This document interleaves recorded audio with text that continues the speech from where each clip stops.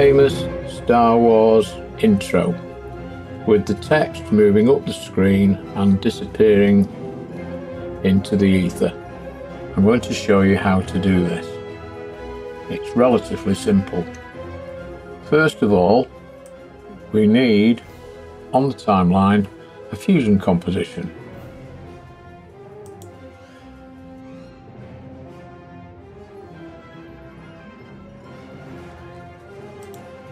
With it highlighted, go into Fusion, and we need to have a text node in order to put the text in. So we drag a text node in. That will need transforming, that's so that it can be moved. So we click transform, which is here, and it will add, if this was highlighted, when you click transform, it automatically adds itself in the correct place. If we now highlight transform and press shift spacebar, you get this requester comes up. You type in DVE and add, and it puts the DVE node in its correct position. If you now connect that to your media out, you're done with setting up Fusion.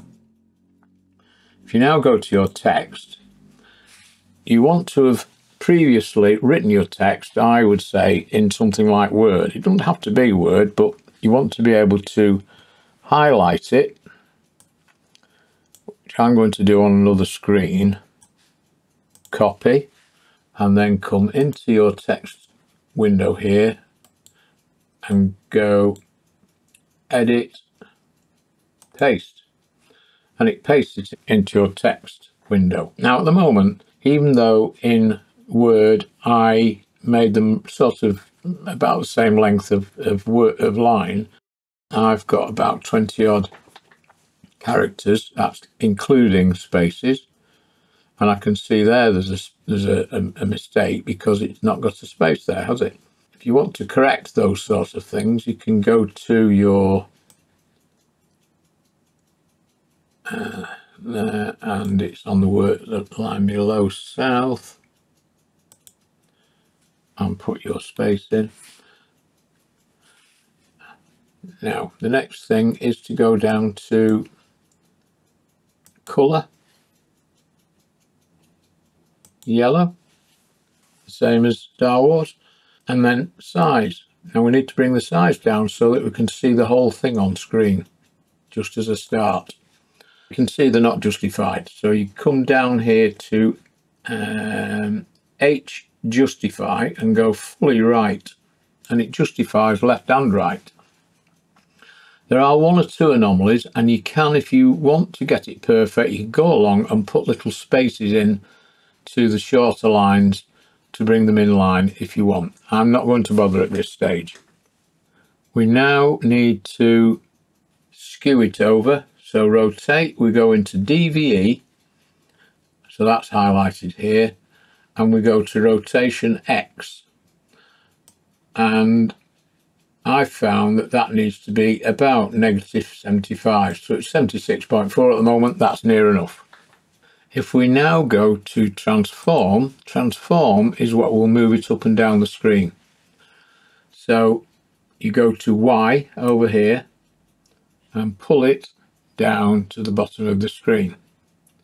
Now at the moment it doesn't stretch across the screen enough, so if we come down a little bit more, say to the middle of it like that, and then go back to text and to the size, that's the size of the font.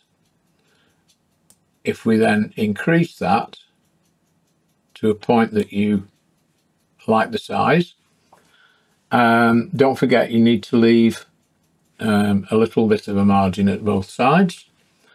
If we now go to transform again and make sure that this is the timeline or the length of your fusion composition, and if we keep it at the first one, bring it to the first frame, and then using transform and the Y, bring it down so it's just off screen.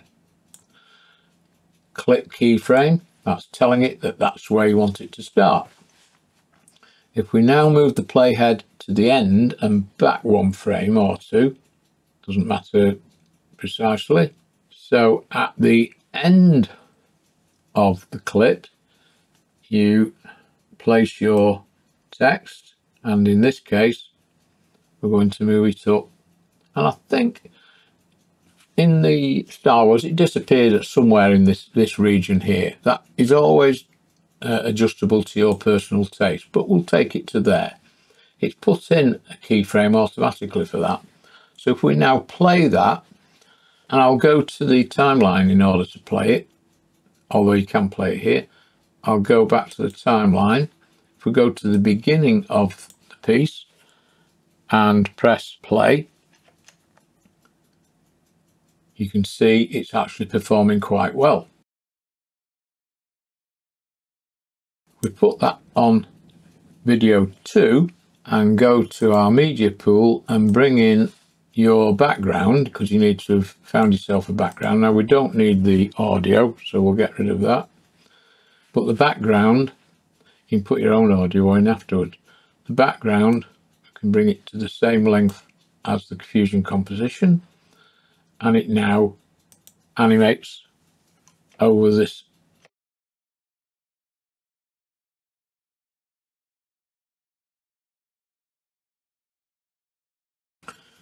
Now, in the original, at about this point here, it starts to fade into the background. So what you do there, click on the fusion composition and go to cropping.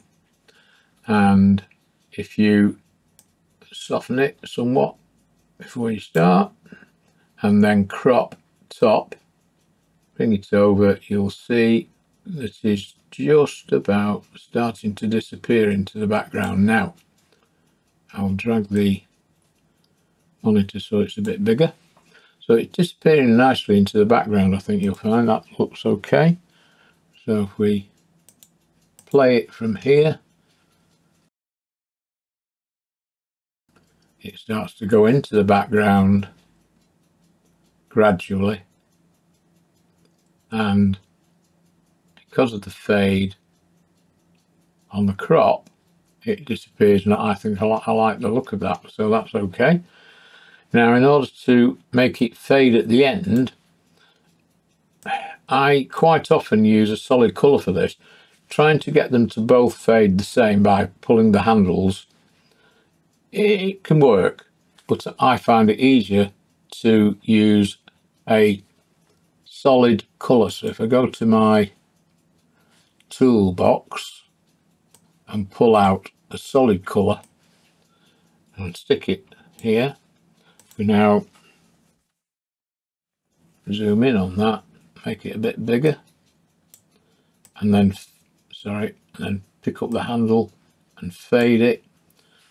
You'll find it fades all that's under it in unison, so you're not struggling to try and make them both fade at the same time.